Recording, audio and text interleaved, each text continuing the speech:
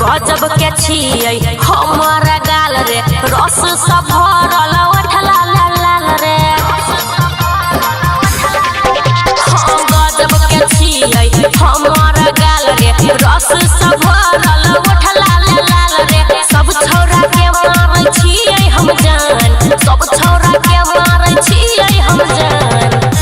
खोल ले गे छौरी चुमा के दुकान, लेवे खातिर अइबौगे जान सुबह शाम। खोल ले गे छौरी चुमा के दुकान, चुमा के दुकान, लेवे खातिर अइबौगे जान सुबह शाम।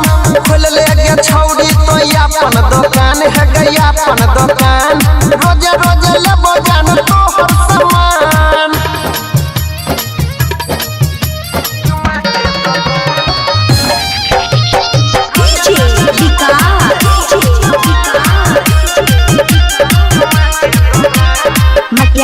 सीतामढ़ी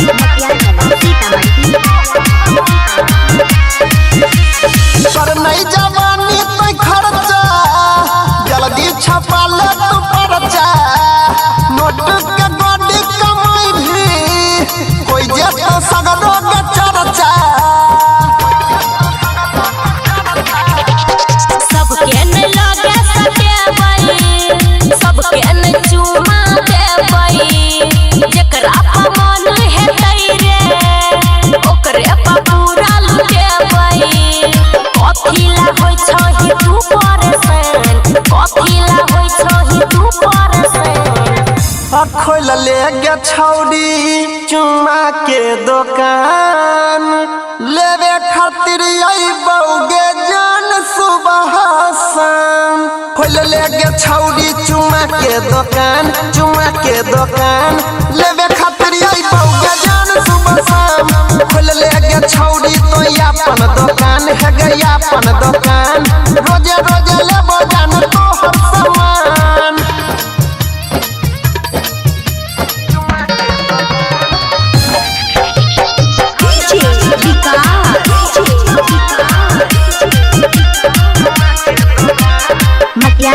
सीतामढ़ी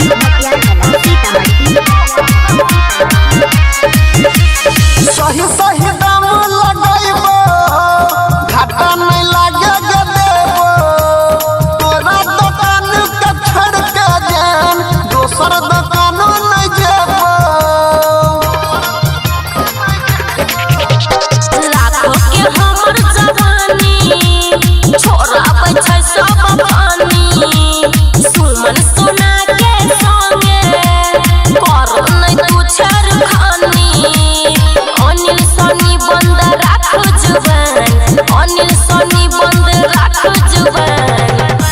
खोल ले गे छौरी चुमा के दुकान, लेवे खातिर अइबौगे जान सुबह शाम। खोल ले गे छौरी चुमा के दुकान, चुमा के दुकान, लेवे खातिर अइबौगे जान सुबह शाम। खोल ले गे छौरी तो अपन दुकान है गई अपन दुकान।